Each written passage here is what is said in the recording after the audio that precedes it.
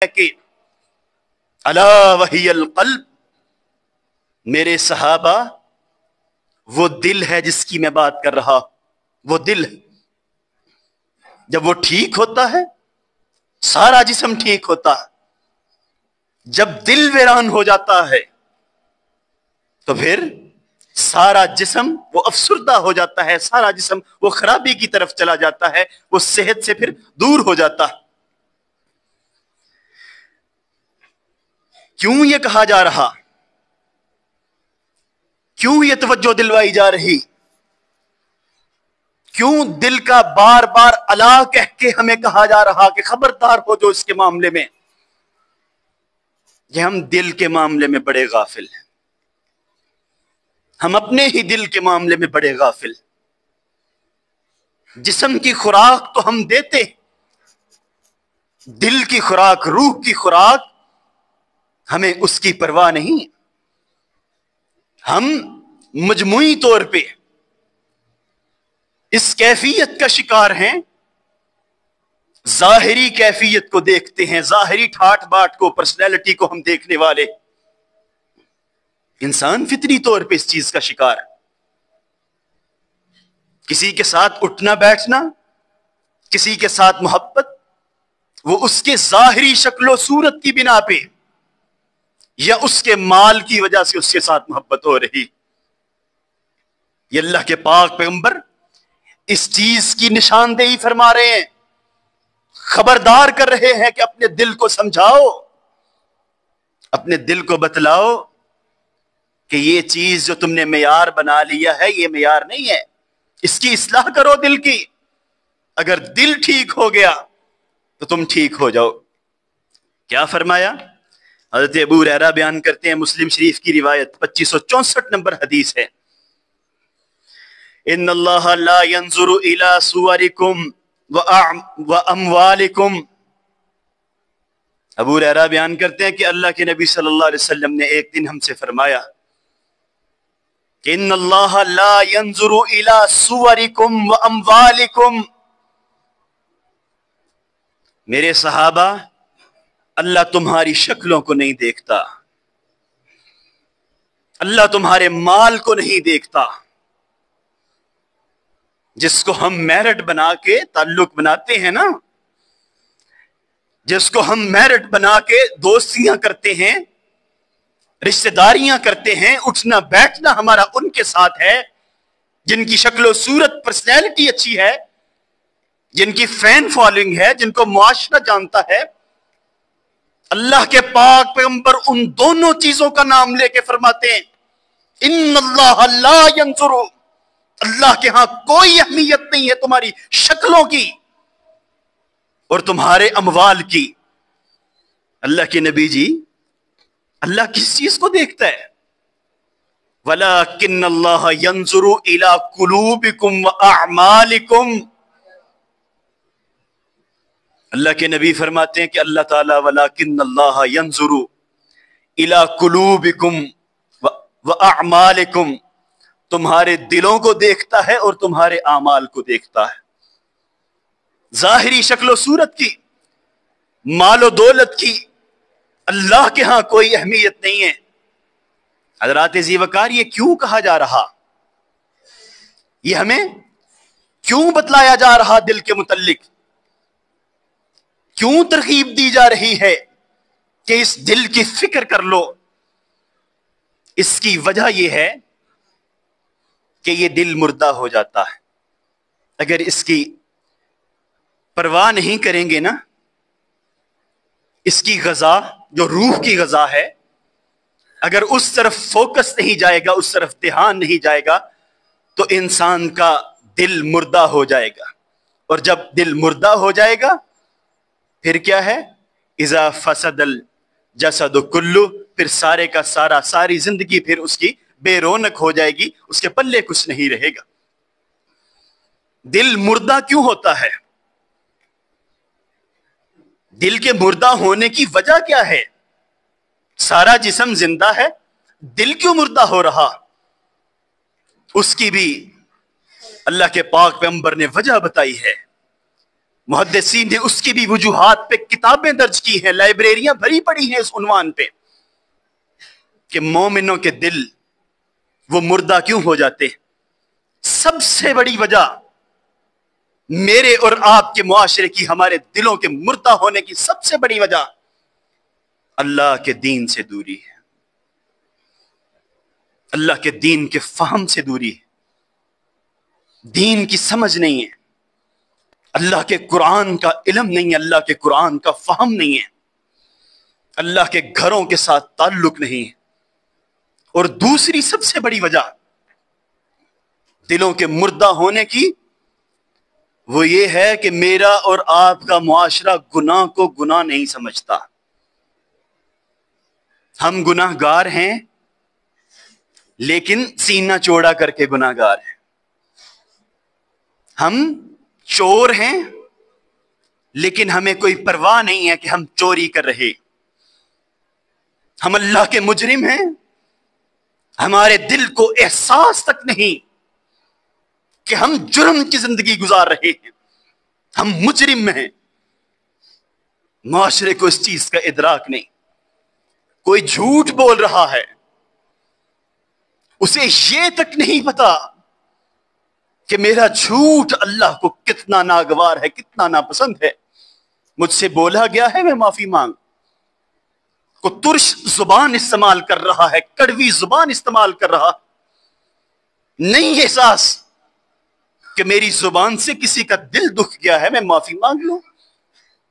میرے اللہ کو یہ کتنا ناپسندیدہ عمل ہے۔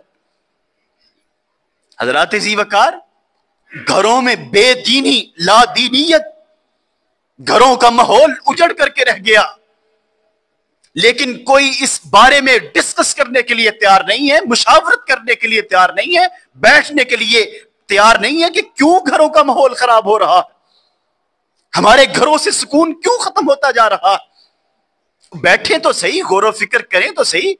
اگر ہم لا الہ الا اللہ محمد رسول اللہ پڑھنے والے ہیں، اللہ اور اللہ کے رسول کو ماننے والے ہیں، ہماری کچھ ذمہ داریاں ہیں، ہماری کچھ لیمٹس ہیں۔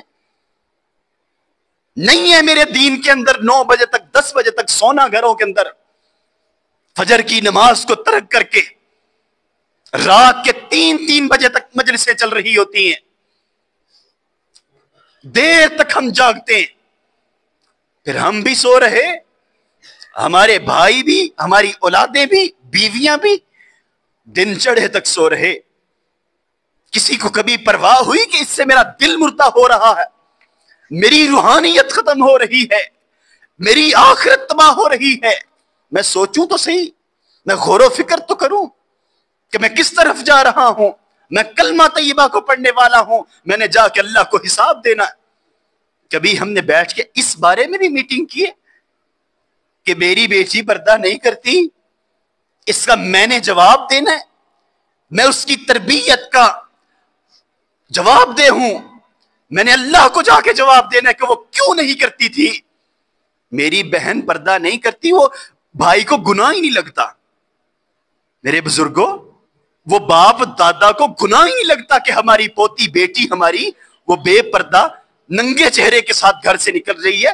ہم گناہ کو گناہ سمجھتے ہی نہیں ہیں۔ یہ کوئی کم گناہ ہے بے پردگی؟ یہ گھروں کے اندر پرفیوم استعمال ہوتا ہے، اللہ کے نبی کی سنت ہے خوشبو لگانا۔ یہ میری تیری بیٹی نے جب گھر سے باہر نکلنا ہے نا، تو اس کے لیے یہ حرام ہے۔ حرام بھی کس حد تک حضرات ذی وقار؟ حرام بھی کس حد تک؟ اگر وہ باعزت عورت پرفیوم لگا کے گھر سے باہر نکل رہی ہے، اس کی خوشبو غیر مرد کے ناک میں گئی، تو کیا فرشتے اس پہ کرتے ہیں؟ لعنت بھیجتے ہیں۔ لعنت بھیجنا یہ کتنا کبھی عمل ہے۔ مسلمان دوسرے پہ لعنت نہیں کرتا، لیکن کیا ہے، پردہ بھی اگر کیا ہوا ہے، پھر بھی خوشبو لگائی، خوشبو کا استعمال کیا، گھر سے باہر نکلی، فرشتے لعنت کرتے ہیں۔ اور ساتھ اللہ کے نبی صلی اللہ علیہ وسلم نے فرمایا، جہاں جہاں سے گزر رہی ہے لوگ اسی خوشبو کو सूंघ रहे हैं, महसूस कर रहे हैं, फहिया ज़ानियतुन, ये ज़ानिया है जब तक ये घर वापस नहीं लौट आती। ये ज़िना की हालत में लिखते हैं फरिश्ते से। ड्रेसिंग टेबल पे कभी देखा है मेरे नौजवानों, मेरे बुजुर्गों, मेरे दोस्तों, बेटियों को कभी पास बिठा के ये बात समझाई है कि बेटी ये इतना बड़ा गुनाह है कि बताते हुए शर्म से झुक जाता है, लेकिन हम गुनाह को गुनाह नहीं समझते। मुआशरा उजड़ करके रह गया। पर्दे का माहौल घर के अंदर, कितनी दफा ये बात हुई। हमारे कजन आ रहे हैं, दोस्त आ रहे हैं, बीवियां खाना सर्व कर रही हैं, बेटियां हमारे भतीजों को वो खाने खिला रही हैं, सारा घर में गपशप का माहौल बना हुआ है। क्या अल्लाह के पाक पैगंबर ने इस मखलूत माहौल की इजाजत दी थी? नाम ले लेके नहीं बताया था कि ये रिश्ते तुम्हारे महरम है। व बनाती अम्मिका व बनाती अम्मातिका व बनाती खालिका, खाला की बेटियां, मामू की बेटियां, पुप्पो की बेटियां, ये सब इन्होंने पर्दा करना है अपने कस्बों से। कुरान ने नाम ले लेके नहीं बताया। कहां है हम? कहां है हमारी सोच, हमारा मुआशरा? क्यों जमीर मुर्दा हो गए? क्यों दिल हमारे बेनूर हो गए? हमारे घरों से क्यों सुकून खत्म हो गया कि हमने अल्लाह और अल्लाह के कुरान को छोड़ा और हमने गुनाह को गुनाह नहीं समझा। और फिर क्या कहा जाता है?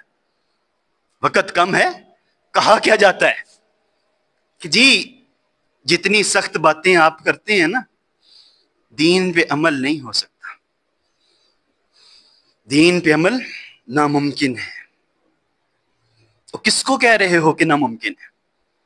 किसको बता रहे हो कि ये तालीम जो है, बच्चों बच्चियों की तालीम, मखलूत निजाम तालीम, इसमें पर्दा नहीं हो सकता, इसमें दोस्तियों के बगैर, बर्थडे के केक काटे बगैर गुजारा नहीं हो सकता, नहीं निजाम चल सकता। अल्लाह के दीन को बता रहे हो जिसने पैदा किया, अल्लाह को कहते हो कि नहीं हो सकता, नहीं चल सकता निजाम। हज़रात ज़ीवकार, हमने गुनाह को गुनाह समझना है, नहीं तो हमारे दिल मुर्दा हो जाएंगे और हमारी आखिरत तबाह हो जाएगी। हमने अल्लाह और अल्लाह के नबी के दीन को मजबूती से थामने, अपनी नस्लों में इसको लागू कर लें, नहीं तो हमारी आखिरत तबाह है। दुनिया तो हम देख ही रहे हैं ना कि क्या बन रहा है, हमारी आखिरत भी तबाह। इसके लिए सबसे पहली चीज, दिलों को मुर्दा होने से बचाने के लिए अपने घरों में और अपनी जात पे अप्लाई करने के लिए अल्लाह के पाक पैगंबर सल्लल्लाहु अलैहि वसल्लम ने नुस्खा बताया है। क्या नुस्खा है?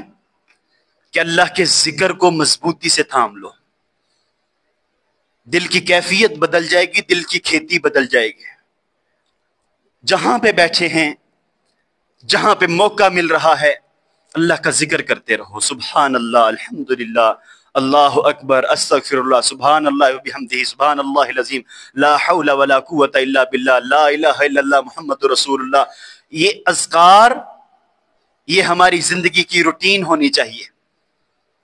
हमारे दिल जिंदा रहेंगे, हमारे दिल हमें मुलामत करते रहेंगे, हमारे दिल बताते रहेंगे कि कहां पे गलत हो, कहां पे गलती हो रही।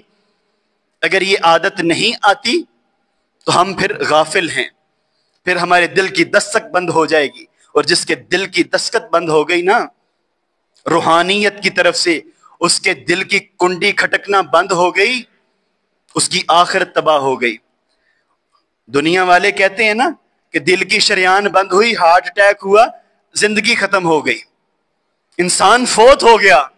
अगर रूहानी तो एतबार से, रूहानियत की को देखते हुए, अगर हमारे दिल पे दीन की दस्तक बंद हो गई ना, दीन ने खटखटाना बंद कर दिया कि ये गुनाह है, ये बुराई हो गई है, तो फिर हमारी आखिरत तबाह हो गई। हमने जिक्र की आदत को अपनाना है। अल्लाह का कुरान हमें बताता है कि अला बिज़िक्रिल्लाहि तत्मइन्नुल कुलूब, अल्लाह के जिक्र में ही है दिलों का इत्मीनान। इसको अपना लो। अल्लाहु अकबर। इसके बगैर अल्लाह के पाक पे